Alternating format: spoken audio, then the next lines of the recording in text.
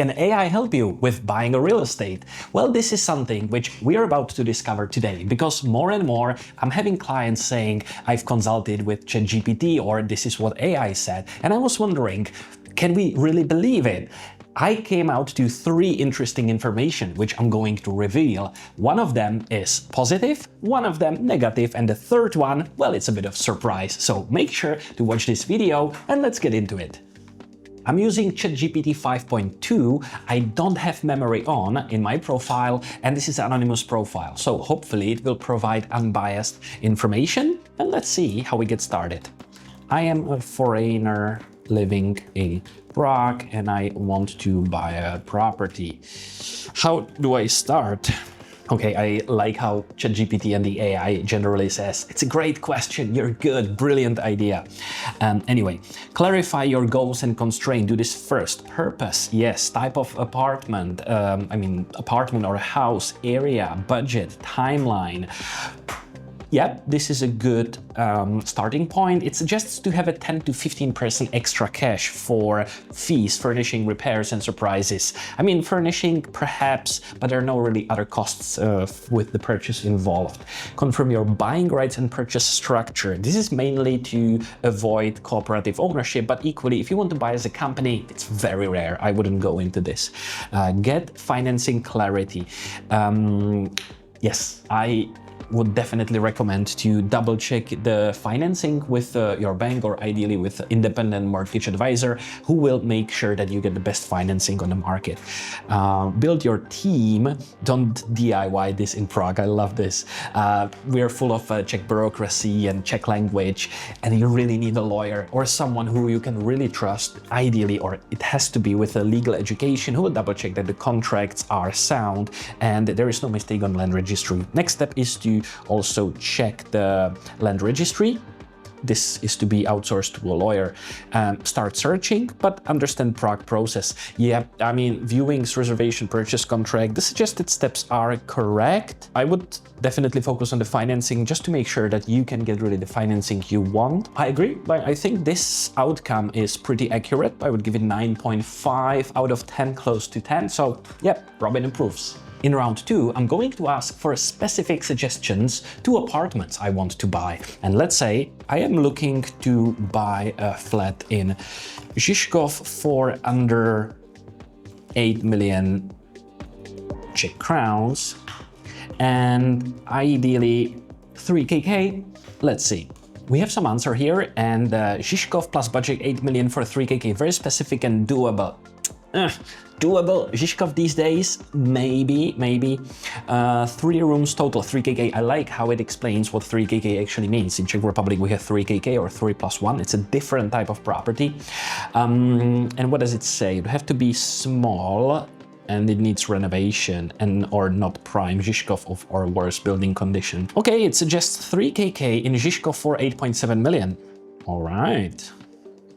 Let's see and double check it. Bukova in Žižkov. It's on sReality, where I have a little bit reservations, but yes, 53 square meters. It seems to be up to date, but since August, possibly gone.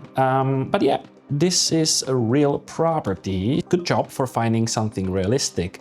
Option aim for 3kk, but smaller. All right. Get ready to fast pre-check. Yep, we've done that. But I want you to, can you find me a great bargain in Žižkov under 8 million? Doesn't have to be 3kk. Can it actually suggest something which is a good deal? I wonder. Nice, after 1 minute of waiting, we got some answers. 71 square meters at Jarov for 6.2 auction. Yep, okay. This is a great price, but usually how is it with lower price? Ah, right, of course, auction. It did warn that it's an auction, and Gavlas, I think, yep, this is an auction company. It's a starting price, so who knows how far it gets. Another one, na Chmelnici, 64 square meters for 6.8. Okay, a little bit unique. This one will be probably downstairs, looking at the windows or ceilings. 6.8. It's, I think, towards the end. Yep.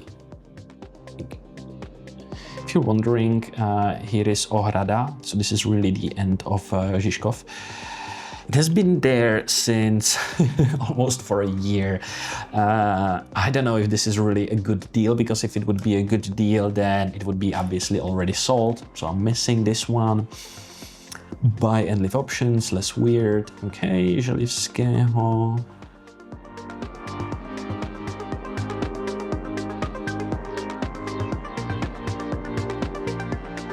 Okay, what's the price on this one? Per square meter, we're looking at 140 per square meter. I mean, not bad, but consider it's 49 square meters, not 56 as it says here. Decent. Vyklefova 2KK for 53, needs full renovation. Cimburkova, just looking here, recent full 36 for, oh god.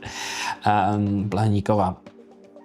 Okay, after reviewing the suggestions, I would say that it can search for properties if you give it enough details, but it doesn't find anything secret. Don't hesitate to use it, maybe there will be some surprise, but realistically, for finding hidden deals, probably not. In round 3, we're going to ask technical details about a financing or about a mortgage, my favorite part. Let's see.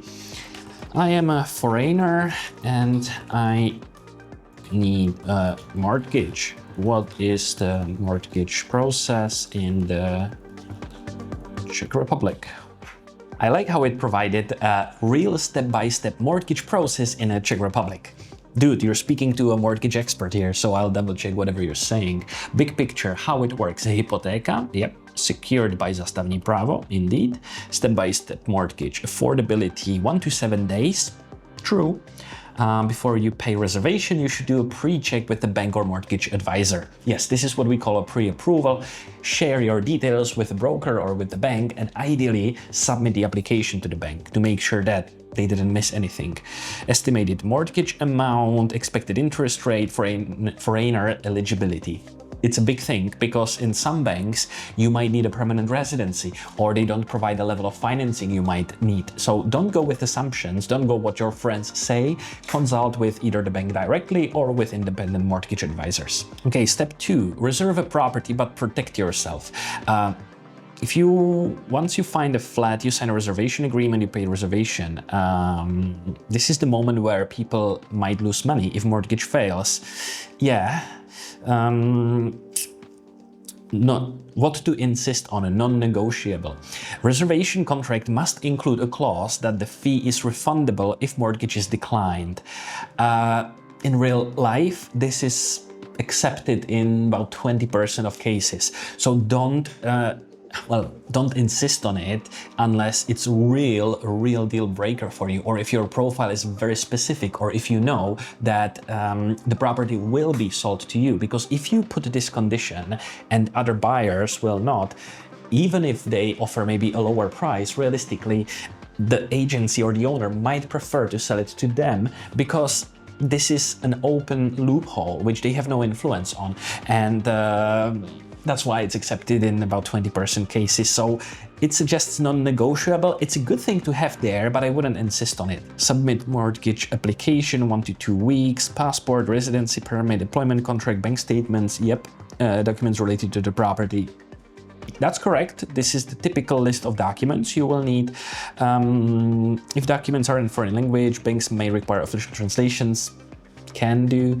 Bank valuation, odhad in Czech, 3 to 10 days. Also correct. It doesn't specify that the valuation can be either online or physical. Online is the faster one, physical takes longer depending on where the property is, what state it is in. In Prague, I would say 90% or 80 to 90% of properties are done through online valuation. Realistically, only more expensive, let's say 12 or 15 million plus, requires a physical valuation, or if you need to do a renovation, that's also to be done with a personal valuation. Bank approval plus mortgage offer. Indeed, max 80% financing or 90% if you're above the age of 36. Good. What I like is that it doesn't restrict you from having 90% financing. I've seen it in some other ChatGPT searches, is that it says you can borrow actually 60 to 70%. I'll double check in a minute.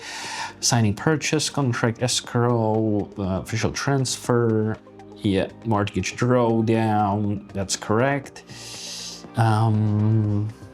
Mortgage drawdown, sometimes directly to seller, less safe, less common. It's less safe and less common. It's basically mandatory for developers where the money goes directly to their project account. But for regular second-hand purchases, I've never even seen once a request to send it to owner's account without an escrow. It's an immediate red flag. If you're buying a second-hand property and somebody suggests, let's skip the escrow, just send the money to me immediately, walk away. How long does it take? 6 to 10 weeks total. Yes, if you find a property and you do all the steps right, 6 to 10 weeks is a realistic estimation. What you should do next, high leverage. Get a broker who works with expats. Yeah, and let's see. Hire an independent real estate lawyer before paying a reservation. Definitely. What it doesn't specify is to always do valuation before signing a reservation contract. I mean always, when you are dependent or 80 or 90% financing. Because if the valuation is shorter, well then the bank will not provide 80 or 90% from the purchase price, but rather from the valuation amount. I want to follow up on this suggestion. Get a broker who works with expats. You mentioned get a broker. Can you recommend me the speaking mortgage advisors in Prague working with expats? Please don't mind me the mistakes in writing. The AI can understand pretty well. All right, excited to see what's here. And yes, it warms my heart a little bit that the AI is actually saying best known expat-focused mortgage advisors in English. Number 1, Expats Finance. Number 2, specialist hypo assistant, hypo makléři, Czech advisors. Yeah. Of course, this is not biased, sir, or I mean, this is not anyhow rigged search. Do the search yourself, and I'm very glad we come in the first place. Yeah, that was basically it. I wanted to double check because we keep getting more and more inquiries thanks to AI search. So thank you, OpenAI. One more question. How much of down payment I need? I know it's at 10 to 20%, but in previous searches, I saw that it provided different and wrong answer. So just double checking this. All right, I see the where the information came from. Here, 60 to 70% LTV, no permanent residency or income abroad.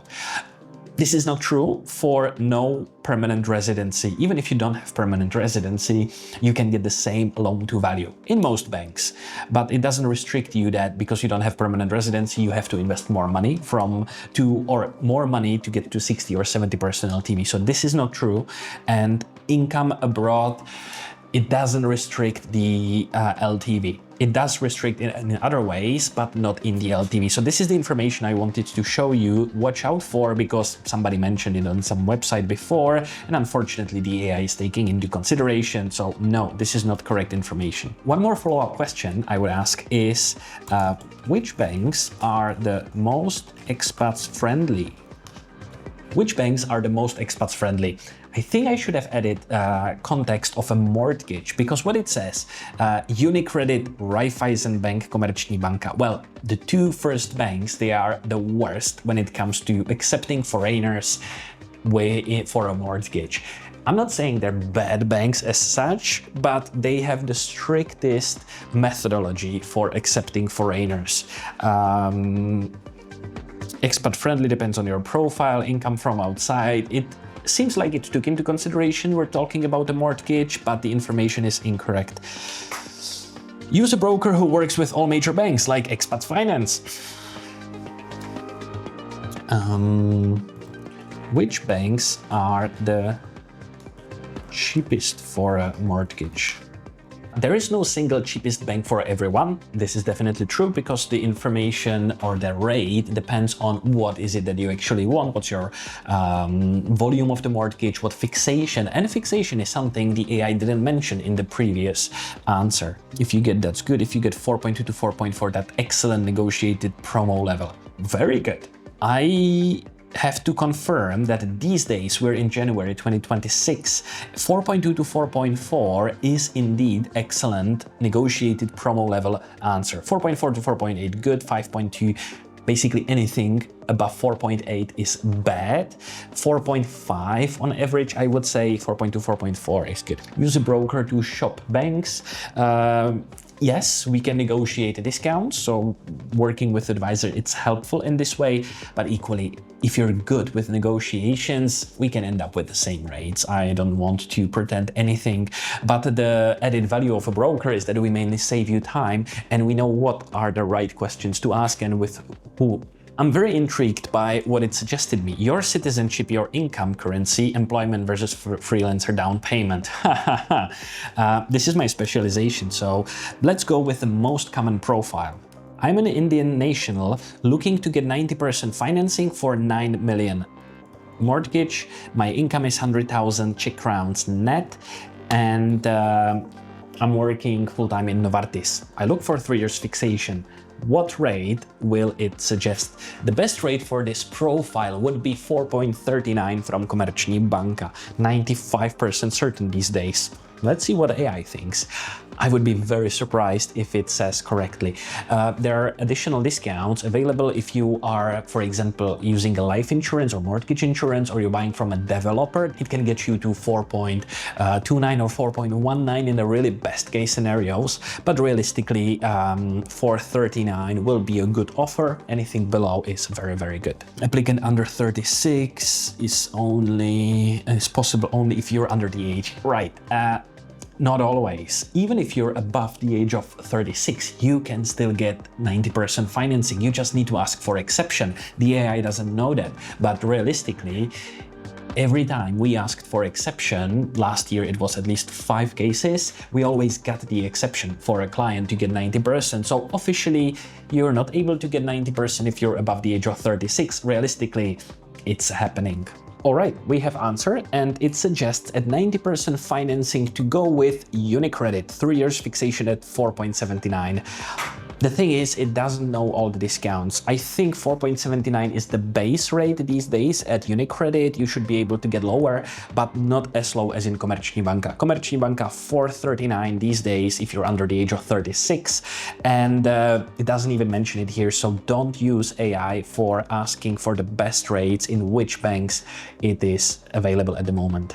Moving on to another round, I want to know what it suggests for best real estate agents. Let's see. What are the best real estate agents to use for my purchase?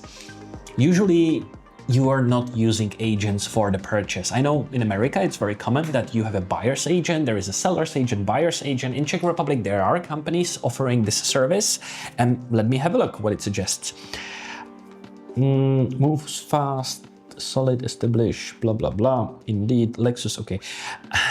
I mean, it suggests the premium agencies. Lexus Norton, Svoboda Williams, Engel & Welkers. These are the guys who are typically specializing for nicer and more expensive properties, which should come with a better service indeed. Realtor Prague, where's my lawyer? Okay, gives you general suggestions for the big companies. I was looking for specific names of agents. All right, suggests approaching the agencies. I mean, there's nothing wrong if you can spend the time in emailing agencies directly with your inquiry. This is what it says here. Hey, I'm buying a flat in Žižkov, Prague, price range up to X. Sure, go ahead and do it, but expect that usually the agencies will offer only the properties from within what they are actually selling. If you want an independent buyer's agent, you need to search for it specifically. Well, we can have much more fun with AI, and I'm sure you are having, because these days everybody uses it. I do as well. But for specific information for buying a property, I mean, the AI can give you a pretty good understanding of generally what you should do, in which order, with whom to consult, but can it really be your only advisor when buying a real estate? I wouldn't say so. Specifically because, especially on the financing, it fails to provide the current offers, the right methodology or the suggestion for the banks. So don't rely on the AI when selecting the bank. When selecting the property, I mean, it can search online, it can do a lot of searches, it's good, but the information for mortgages is very incorrect. And that's why you should maybe follow the #1 recommendation for English-speaking mortgage advisors in Prague. Now, of course, I'm joking. Use whichever mortgage advisor you like, but our job at Expats Finance is to discuss the real-world topics for you expats who want to buy property in Prague and to make better educated decisions. And if you want to work together, feel free to get in touch. Oh, and one more thing. It would really be nice if you can click the little bell icon on YouTube. And if you're watching on social media, it would be great if you can make the effort, visit our YouTube channel and press subscribe. It really is nice for us to see how the base is increasing, and see you in the next video.